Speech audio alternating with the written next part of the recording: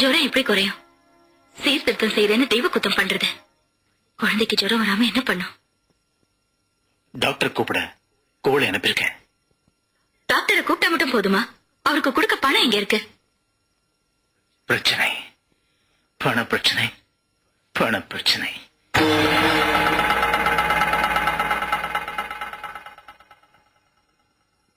பராசக்தியே, காலையில் கண் விழிக்கும் போதே பண பிரச்சனை, குழந்தைக்கு காய்ச்சல். என் புதிய பழக்கத்தால் தலைவேறு கிறுகிறுக்கிறது.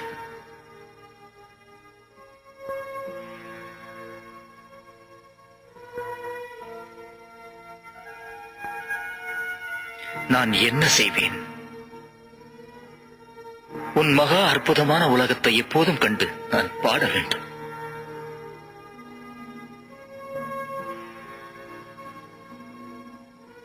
அதற்காக என்னை இந்த அற்பமான அரிசி உப்பு பிரச்சனையிலிருந்து விடுதலை செய்ய மாட்டாயா? என் குழந்தைக்கு காய்ச்சலை போக்க வேண்டும். வைத்தியனுக்கு கொடுக்க என்னிடத்தில் பணம் இல்லை. பணப்பிரச்சனைக்கு ஒரு முடிவு கட்ட மாட்டாயா?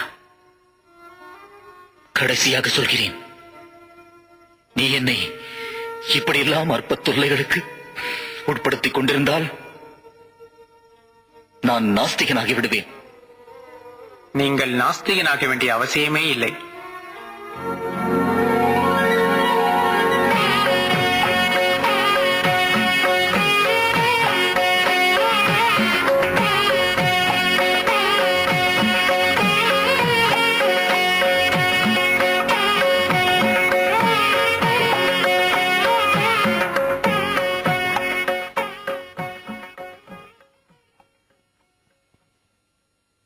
பொண்ணு பெரியவள் ஆயிட்டாளே, அவளுக்கு கல்யாணம் பண்ணணும்னு ஒரு கவலையும் கிடையாது.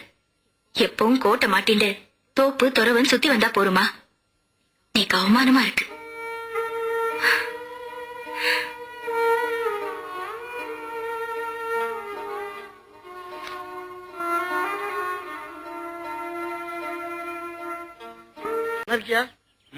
இருக்கேன்.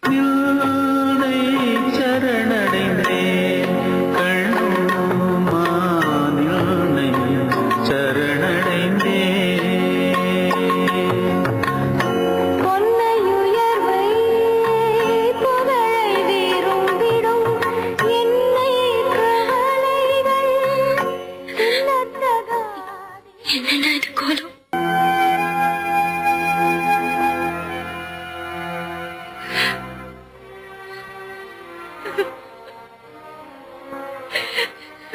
பாரதி, பாரதி, பாரதி,